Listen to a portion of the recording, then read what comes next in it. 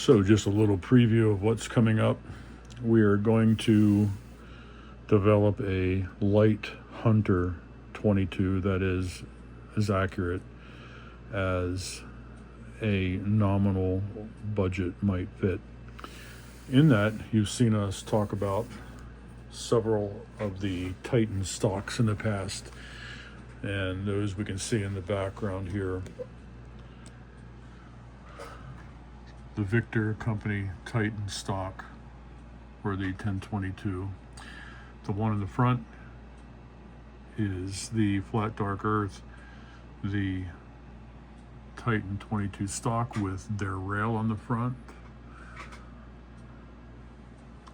Very light rail, very sturdy, well designed. This has got a standard OEM receiver in it that was Cerakoted tandem cross bolt, and it's got the spike anchor in the back, which we've talked about in the past. Spike anchor drives a hardened steel spike down into the rear of the receiver, giving you 2 points of contact and security inside of that to increase accuracy and stability, especially when you're free floating a bull barrel. The one in the back you've seen a lot of pictures of. This is the one I shoot NRL 22 with. This has a kid receiver, kid bolt, kid barrel, sitting in a Titan stock with the Titan solid brass 27 ounce rail in the front, which really showed up well this weekend in the competition. Let's see, boom. And in the back of this, the anchor is bolted or screwed into the rear of the kid receiver. So again, 2 points of contact on the stock and 2 points that secure the barrel action into the stock. Aluminum pillar bedding in the front.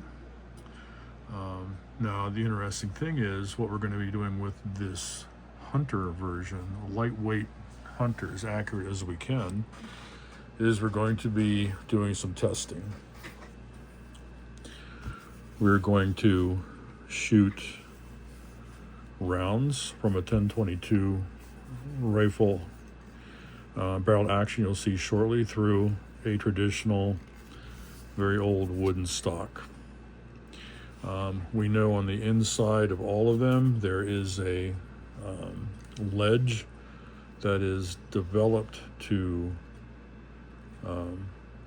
allow the action, the rear of the receiver, to sit inside securely. But again, this is made by man and machine. Like most things nowadays, this is old. We're not sure what the tolerances or accuracy would have been with that, so we're going to try it out. Then we're going to move it into the more modern, typical stock you'll get with a 1022. You'll find a standard 1022 in these at around $200 in a lot of places when they're running them on a good price. It seems to be a poly resin of some sort. I'm not sure. I didn't look it up. Basically, it's plastic. There's no aluminum pillar in there. We have a brass cap at the bottom for the screw to pull against. That gives you some stability or some strength in pillar action. But again, same design in the rear where the cutout is for that action to back of the receiver to fit into there snugly. The big thing a lot of people complain now, there's still some play in the back. I mean, really you're securing the whole barrel action at this one screw right here. With enough torque, you're pulling it down to hopefully keep the barrel secure and against this cutout in the front where the standard barrel rests in there. Now, when we look at both of these, we'll shoot some 5-shot groups with a wood stock, with the plastic poly composite stock, whatever this actually is, and see what kind of groups we get. And we'll run them with the exact same torque setting in the stock to make sure that everything is as equal as possible. The same ammunition will be used throughout the tests. And then once we're done testing with these, you'll see a test with the same barrel action in the Victor Company USA Titan 22 lightweight stock. And, we'll do some discussion on the lightweight stock when it gets here, and I have it in hand. We'll compare the two and show you what the differences are. But things such as fixed length of pull, some of the changes in the bedding mechanism or systems are different to create a lighter stock, etc. And we'll be looking at that. But what will be tested is this particular setup here. Now, in this is a OEM trigger group with a kid trigger kit placed inside. The thing you will need to know in the future, if you try to put a poly OEM trigger housing into a kid receiver, doesn't necessarily want to fit. You might want to be prepared to do some modification to get that to fit in there. That being said, to keep things equal and honest, there is a complete kid single stage trigger on the way that will go in here the place of this one. This one will go in another rifle. It's a good trigger, but we want to make sure that by modifying anything and having a really tight fit that we're not decreasing performance. So in this, you'll have the kid single stage trigger set at 1 3/4 pounds. That's a kid black bolt up top with the O-ring charging handle from kid 20 MOA rail on top. And this is where it gets different. This is an F.J. Feddersen stainless steel barrel. Now, we know you don't usually see a stainless steel Feddersen barrel, but we were able to come across one. Thank you, Kathy, at Feddersen. 16 1/4 inch Feddersen profile. Not necessarily the same profile as the barrel that would come in a standard 22. It's their particular profile. It goes from like 0.92 to 0.65. When we start pulling these together, we'll have more definitive measurements on that.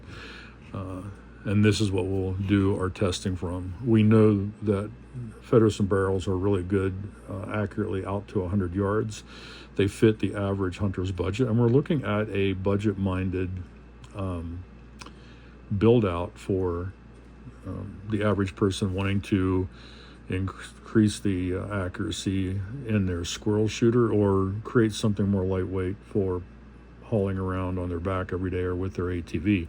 Now, you might say, yeah, there are cheaper receivers than the kid receiver, but when we did a lot of background research, started reading about different receivers and some of the interesting problems people had, including how things fit inside and the tolerances either being too loose or very tight, and some modifications had to be made. We knew that this bolt and this receiver would run well together, and that would be one area we would take out of play. I've run tandem cross bolts in kid receivers. I've run tandem cross and kid receivers in OEM bolts, and they work really well, or OEM receivers, they work really well. But for the purpose of this, and what we want to do is test the accuracy not only of this particular setup, but in the wooden stock, in the composite stock, and then in the Victor Company Titan 22 lightweight stock. And in this, there will be testing with the various anchors. Just the basic anchor that comes with it that has a grub screw in the bottom that takes up any slack for movement in the back for when you're snugging this in to decrease any possible movement.